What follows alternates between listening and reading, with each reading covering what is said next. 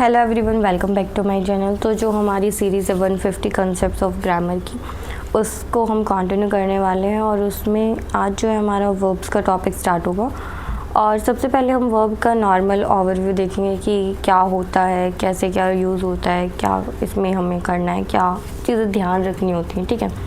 उसके बाद फिर एक दो रूल्स करेंगे और फिर हम अपने नेक्स्ट क्लास में करेंगे बाकी का। तो सबसे पहले गाइस हम नॉर्मल देखते हैं कि वर्ब्स जो है कितने तरीके की होती है, कैसे क्या उसको यूज़ किया जाता है। तो सबसे पहले वर्ब्स जो है हमारे 3 तरीके की होती है।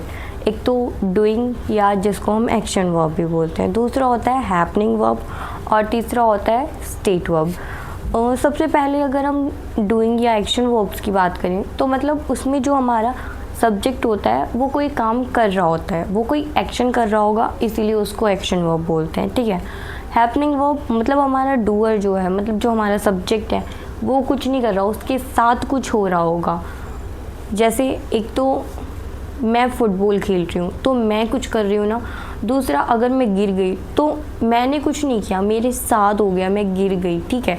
तो इस तरीके से तो वो हैपनिंग वर्ब हो जाता है। तीसरा होता है स्टेट वर्ब, जिसमें हम नॉर्मल बताते हैं कि क्या स्टेट है किसी पर्सन, ये कोई खुश है, दुखी है, कैसा दिख रहा है, क्या है, वो चीज़ें आ जाती है उसमें, ठीक है। एग्जाम्पल की अगर हम बात करें तो सबसे पहले है the soldier killed the enemy, मतलब यहाँ पे सोल्जर ने कुछ काम किया है ना, उसने एनिमी को किल किया है, तो ये वाली जो हमारी वर्ब होगी वो होगी action verb.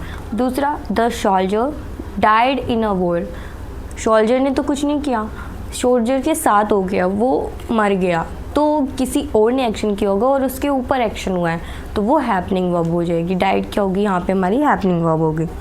The soldier looks brave, मतलब कोई ना तो कुछ कर रहा है ना कुछ उसके साथ हो रहा है, ये सिर्फ स्टेट बताई जा रही है कि वो कैसा दिख रहा है, वो बहादुर दिख रहा है, ठीक है।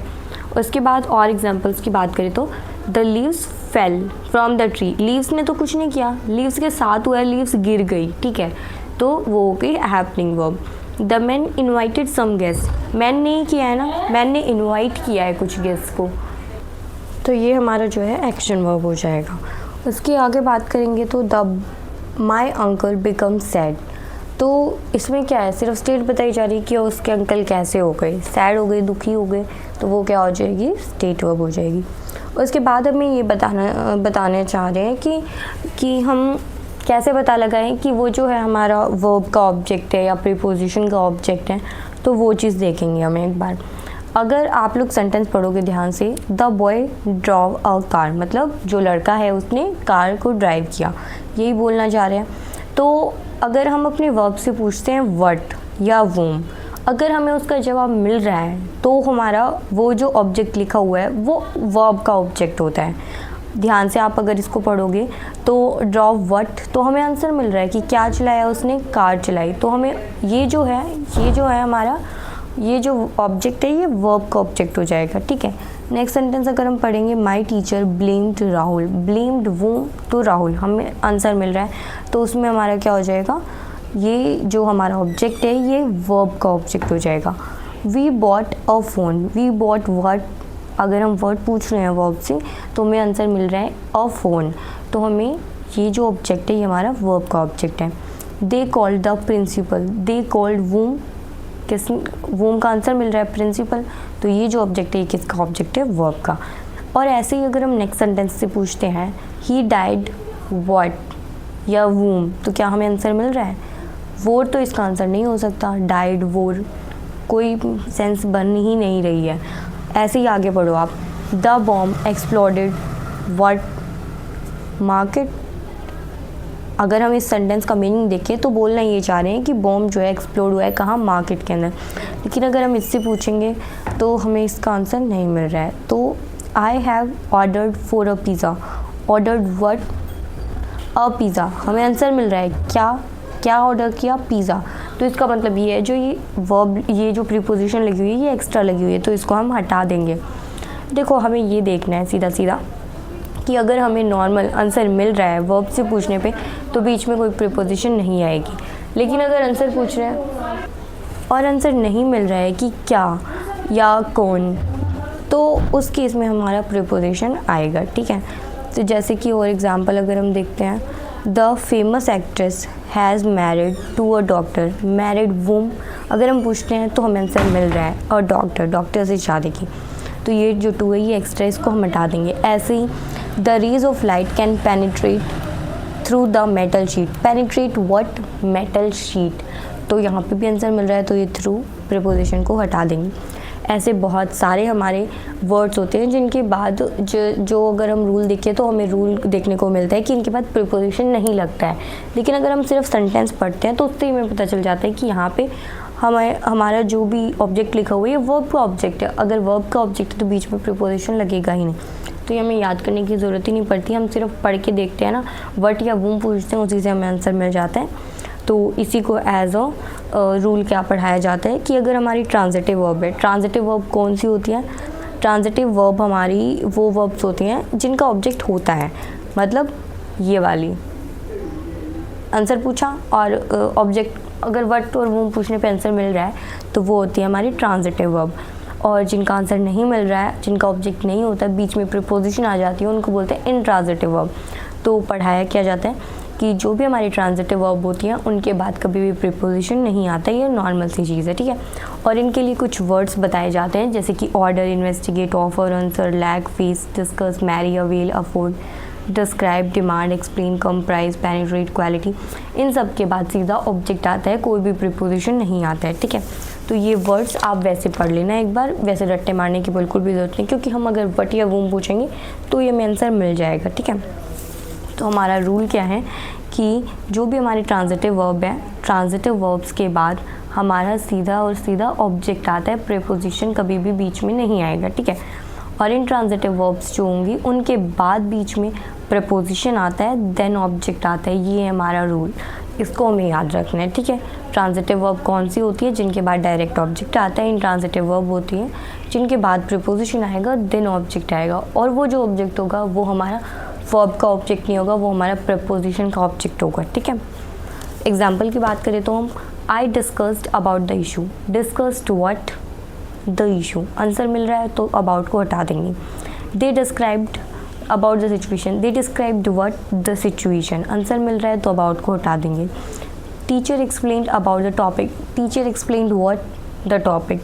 आंसर मिल रहा है तो अबाउट को हटा देंगे। The chairman talked about his companies. The chairman talked what? Company. क्या उसकी कंपनी की बात की? नहीं, ऐसा कोई सेंस बन नहीं रहा है, तो यहाँ पे अबाउट लगा रहेगा, ठीक है। उसने कंपनी के बारे में बात की है तो अबाउट का सेंस यहाँ पे आ रहा है, हम बोल के देखेंगे उसी से हमें पता चल जाता है। ऐसे ही पढ़ाया जाता है कि अटैक के बाद कभी ऑन नहीं आता है। ऐसे ही अगर हम पढ़ के देखते हैं तो हमें पता चल जाता है कि अटैक के बाद ऑन आता है, लेकिन जब आता है जब वो एज अ नाउन काम कर रहा होता है। अटैक हमारा दो तरीके से काम करता है, एक एज अ वर्ब, एक एज अ नाउन। तो अगर हम देखें ध्यान से, US attacked on Iraq. Attacked what या वूम पूछेंगे, वूम वैसे पर्सन के केस में पूछा जाता है, लेकिन यहाँ पे अगर हम इराक के पर्सन्स की बात करें तो उस सेंस में भी ले सकते हैं। अगर तो जैसे अगर हम पूछते हैं तो हमें आंसर मिल रहा है किस पे अटैक किया उसने, तो इराक पे अटैक किया, तो ओन हट जाएगा। अटैक के बाद ओन नहीं आता जब वो एज अ वर्ब काम करता है, ठीक है। There was an attack on Iraq. ये एन अटैक जो है ना, अटैक हमें पता है आर्टिकल किससे पहले आता है, नाउन से पहले आता है, वर्ब से पहले तो आता नहीं। तो ये जो अटैक है ये हमारा नाउन है, हमें साफ साफ नज़र आ रहा है क्योंकि वर्ब तो ऑलरेडी पहले लिखी जा चुकी है, तो ये हमारा नाउन है। और नाउन के बाद जो है हमारा प्रीपोजिशन लग सकता है, ठीक है। ऐसे ही क्या है, हमारे और भी कुछ वर्ड्स होते हैं जो कि एज अ हमारे नाउन की तरफ यूज़ होते हैं और एज अ वर्ब यूज़ होते हैं, जैसे कि ऑर्डर हो गया, लैक हो गया, अटैक हो गया, आंसर हो गया। तो हमें देखना पड़ता है कि ये वर्ड्स जो है एज अ नाउन यूज़ हो रहे हैं या एज अ वर्ब यूज़ हो रहे हैं, और इस पर बहुत ज़्यादा क्वेश्चंस आते भी हैं। तो आप ध्यान से देखना कि एज अ वर्ब यूज़ हो रहे हैं, एज अ नाउन यूज़ हो रहे हैं। अगर एज अ नाउन यूज़ हो रहे हैं तो प्रीपोजिशन आ जाएगा, एज अ वर्ब यूज़ हो रहे हैं तो प्रीपोजिशन नहीं आएगा, ये बात हमें याद रखनी है। जैसे और एग्जाम्पल है, I have given an order. जैसे ही एन देखा उसके बाद ऑर्डर देखा, हमें पता चल जाना चाहिए नाउन है, उसके बाद प्रीपोजिशन आ सकता है। I ordered for a book. I order what? A book. Answer मिल रहा है तो फोर को हटा देंगे, सीधा सीधा पता चल जाएगा यहाँ पे हमारा वर्ब है ऑर्डर, ठीक है। तो इसमें हमें ये याद रखना है, कुछ ऐसे वर्ड्स होते हैं जैसे कि ऑर्डर, लैक, अटैक, आंसर, ये कुछ ऐसे वर्ड्स हैं जो एज अ नाउन और एज अ वर्ब दोनों तरीके से यूज़ होते हैं। वर्ब होंगे तो प्रीपोजिशन उसके बाद नहीं आएगा, और अगर नाउन होंगे तो एज अ प्रीपोजिशन उसके बाद आ सकता है, ठीक है। उसके अलावा हमारे कुछ ऐसे वर्ड्स होते हैं जो बहुत कंफ्यूजिंग होते हैं, जो एज अ ट्रांजिटिव वर्ब्स भी यूज़ होते हैं, एज एन इनट्रांजिटिव वर्ब भी यूज़ होते हैं। तो जो मतलब दिखने में सेम से होते हैं, जैसे लाई, ले और लेन, ले, लेट और लेट। उसके बाद फोल, fail and fallen, fail, failed.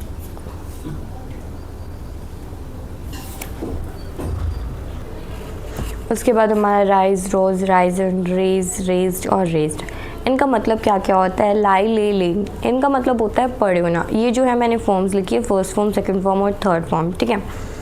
अब इनमें भी क्या है, जैसे आपको ये सेम सेम से लग रहे होंगे, जैसे इसमें भी ले आ रहा है, इसमें भी ले आ रहा है, तो हम कंफ्यूज हो जाएंगे। एज फर्स्ट फॉर्म यूज़ हुई है, सेकंड फॉर्म यूज़ हुई है, इसमें भी फैल है, इसमें भी फैल है, तो इसमें हमें थोड़ा सा ध्यान रखना पड़ता है। ये तो हमें याद ही करने पड़ेंगे। जैसे हम क्वेश्चन सॉल्व करेंगे ना, तो हमें खुद याद हो जाएंगे।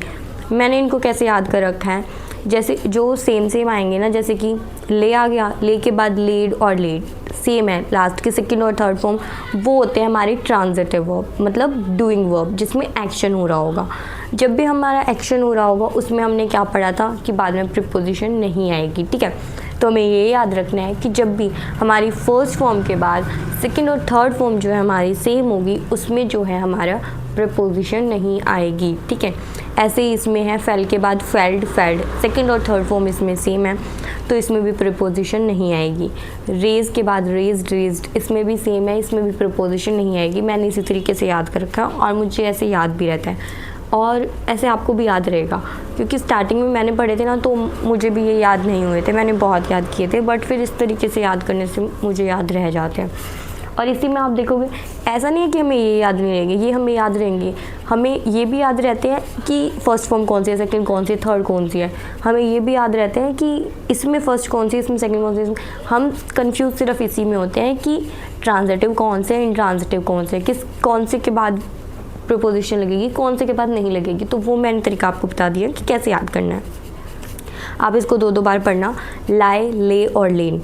इसमें एक चीज़ ध्यान रखनी है कि इन दोनों में क्या है कि जो इसकी सेकंड फॉर्म है ना, वही इसकी फर्स्ट फॉर्म है। तो लाई, ले, लेन, अगर हमारी कहीं भी बाद में प्रीपोजिशन आपको दिख जा रही है तो इन तीनों में से लगाना है। पहले हमें सबसे पहले अपने सेंटेंस में ये चेक करना है क्या प्रीपोजिशन लगी हुई है। अगर इन वर्ड्स के बाद प्रीपोजिशन लगी है तो हमारा इसमें से आएगा।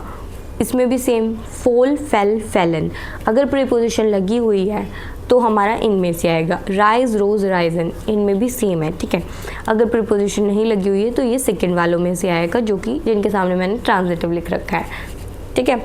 अब हम एग्जाम्पल से करते हैं। इसको करने का हमारे दो ही स्टेप्स होते हैं। सबसे पहले हम ये देखेंगे कि हमें ट्रांजिटिव चाहिए या इनट्रांजिटिव चाहिए। उसके बाद हम ये देखेंगे हमें फॉर्म कौन सी चाहिए। अगर फॉर्म की बात करें तो फॉर्म हमें सिंपल सी, हमने टेंस पढ़ रखे हैं तो हमें पता है। अगर सीधा सब्जेक्ट लिखा हुआ है, सब्जेक्ट के जस्ट बाद वर्ब लगी हुई है, तो वहाँ पे या तो फर्स्ट फॉर्म लग सकती है या सेकंड फॉर्म लग सकती है, थर्ड तो वहाँ कभी आएगी नहीं, ये चीज़ क्लियर। उसके बाद थर्ड फॉर्म कहाँ आएगी, जब भी हमारा हैज़, हैव, हैड, वोज, वर, ऐसे जब हमारे बी फॉर्म्स लगे होंगे, सीधा सीधा बोले तो उसके बाद हमारी थर्ड फॉर्म लगेगी। अगर बी फॉर्म नहीं है तो भूल जाओ कि वहाँ पे थर्ड फॉर्म आ भी सकती है, ठीक है। अगर थर्ड फॉर्म आपको दिख रही है तो वो सीधा सीधा गलत है, ठीक है। उसके अलावा आप एग्जाम्पल से करोगे थोड़ा ज़्यादा समझ आएगा। देखो, he raised from his seat and rose his hand to answer the question. अब इसमें हमने देखा फ्रॉम लिखा हुआ है।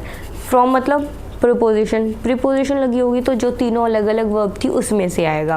पहली चीज़ हमने ये आइडेंटिफाई करी। अब उसके बाद सीधा ही के बाद डायरेक्ट लिखना है, और हम अगर पढ़ें पूरे सेंटेंस को हमें दिख रहा है सब कुछ पास्ट फॉर्म में है, पास्ट में है तो हमें सेकंड फॉर्म लगानी पड़ेगी। तो हम लिख देंगे he rose from his seat and rose his hands. Rose his hands, हमें प्रीपोजिशन तो आंसर नहीं आई, प्रीपोजिशन नहीं है तो इसका मतलब जो लास्ट की दो फॉर्म सेम होती है उस वाले में से लगेगा। अब जैसे हम देखेंगे कि हमारा रोज़ लिखा हुआ है, पास्ट में बात कर रहे हैं तो पास्ट में तो फिर हमारी सेकंड फॉर्म आएगी, हैज़ हैव तो है नहीं, तो सेकंड फॉर्म में हम यहाँ पे क्या लगा देंगे, रेज लगा देंगे। उसके बाद और एग्जांपल्स की बात कर लेते हैं, थोड़ा और क्लियर हो जाएगा। They have Ryzen the level of competition. जैसे हमने देखा कि थर्ड फॉर्म लगी हुई है और पहले हैव भी लिखा हुआ है, हैव के बाद तो थर्ड फॉर्म ही आती है, हमें पता है। उसके बाद हम देखेंगे कि यहाँ पे मतलब हमें ये पता चल गया यहाँ पे हमें थर्ड फॉर्म लगानी है। दूसरा हम देखेंगे प्रीपोजिशन है या नहीं, प्रीपोजिशन नहीं है। तो जैसे ही हमने देखा प्रीपोजिशन नहीं है, हमें दिमाग में एक चीज़ आनी चाहिए कि जो सेम फॉर्म थी वो उनमें से आएगा। तो सेम फॉर्म हमारी क्या थी, रेज, रेज्ड और रेज्ड, तो यहाँ पे क्या आ जाएगा, रेज्ड आ जाएगा। द टेम्परेचर में dash up to 50 degree Celsius. Temperature में के बाद हमारी हमेशा फर्स्ट फॉर्म में आती है और बाद में देखेंगे क्या प्रीपोजिशन लगी हुई है, प्रीपोजिशन हमें दिख रही है, अप टू प्रीपोजिशन होती है, तो हम यहाँ पे क्या लगा देंगे, राइज। उसकी अगर आपको अभी याद नहीं हुए हो तो मैं आपको दिखा देती हूँ कि ये है दूसरे वाली जिसमें प्रीपोजिशन नहीं आती, उसका तो रेज था, इसमें राइज था, ठीक है। He has raised from nowhere and now holds a prominent place in the party। तो देखा हमने प्रीपोजिशन लगी हुई है तो रेज्ड नहीं, ये रेज्ड नहीं आ सकता क्योंकि ये तो रेज्ड, रेज सेकंड और थर्ड फॉर्म सेम थी, उसमें प्रीपोजिशन नहीं लग रहा था। तो इसमें देखेंगे हम, इसमें जो जिसमें प्रीपोजिशन लग रहा था उसमें क्या था, राइज, रोज, राइजन, ये वाला था, तो यहाँ पे हम राइजन लगा देंगे। They have lane enough emphasis on the importance of the English in the school. क्या प्रीपोजिशन लगी हुई है, प्रीपोजिशन हमें नहीं नज़र आ रही। जैसे ही हमने देखा प्रीपोजिशन नहीं है तो जो सेम थे उसमें से लगेंगे, और हैव लिखा हुआ है तो थर्ड फॉर्म में लगेगी। तो सेम कौन से थे, ले, लेड, लेड, तो हम क्या लगा देंगे यहाँ पे, laid. They laid on the floor and talked for hours about their childhood. Preposition लगी हुई है तो फर्स्ट में से आएगा, फर्स्ट मतलब जिसमें हमारी तीनों अलग अलग फॉर्म होती है उसमें से आएगा। तो क्या था, लाए, ले, लेड, यही था, तो लाए, ले आएगा क्योंकि सेकंड फॉर्म लगी हुई है। पास्ट की बात हो रही है, आगे भी हमें पता चल रहा है सेकंड फॉर्म लगी हुई है तो यहाँ पे भी सेकंड ही लगेगी। तो सेकंड फॉर्म क्या थी, ले थी, फर्स्ट लाए, ले, लेन थी, तो ले लग जाएगा यहाँ पे। The boxer dash the opponent in a single blow. तो यहाँ पे हम क्या देखेंगे कि प्रीपोजिशन नहीं है, अगर प्रीपोजिशन नहीं है तो हम यहाँ पे सेकंड फॉर्म आराम से लगा सकते, मतलब वो जिसमें सेकंड और थर्ड फॉर्म सेम होती है वो वाला लगा देंगे, तो यहाँ पे हमने फेड लगा दिया। उसके बाद इन्फ्लेशन में डैश टू द मिनिमम, हम बाद में देखेंगे, हमारा लगा हुआ है प्रीपोजिशन, प्रीपोजिशन लगी हुई है जिसमें तीनों फॉर्म अलग होती है उसमें से लगेगा। उसमें क्या था, फोल, फेल, फैलन था। अब यहाँ पे हमारा मे लग गया, जैसे हमने देखा मॉडल लग गया, मॉडल के बाद हमेशा बेस फॉर्म में आती है, फर्स्ट फॉर्म में आती है, तो यहाँ पे हम लगा देंगे, फोल लगा देंगे, ठीक है। आई थिंक ये आपको क्लियर हो गए होंगे। बाकी का आगे काम कल करेंगे, कल जो करेंगे वो भी इम्पोर्टेंट कंसेप्ट है। आज के लिए हम इतना ही रखते हैं। ये तीनों चीज़ें आप अच्छे से ध्यान रखना, वर्ब में बहुत ज़्यादा इंपॉर्टेंट है, इसके बहुत ज़्यादा क्वेश्चन पूछे जाते हैं मॉक टेस्ट में भी और एग्ज़ाम में भी, तो इसको आप अच्छे से याद रखना और इनको रिवाइज़ कर लेना एक बार, और अच्छे से आप लोग अपनी तैयारी करते रहो। All the very best guys for your upcoming exams.